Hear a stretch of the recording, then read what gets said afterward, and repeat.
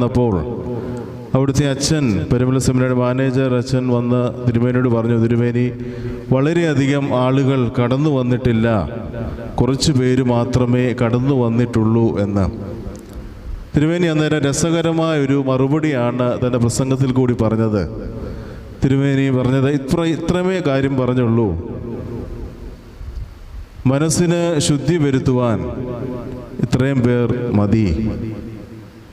ഒരുപാട് ജനങ്ങൾ കൂടി വരുന്നതല്ല, നേരെ മറിച്ച് മനസ്സോടുകൂടി ദേവാലയത്തിലേക്ക് കടന്നു വരിക എന്ന് പറയുന്നതാണ് ദൈവസന്നിധിയിൽ ശ്രേഷ്ഠമായിരിക്കുന്ന കാര്യം എന്ന് തിരുമേനി അവിടെ ഓർമ്മിപ്പിക്കുകയുണ്ടായി.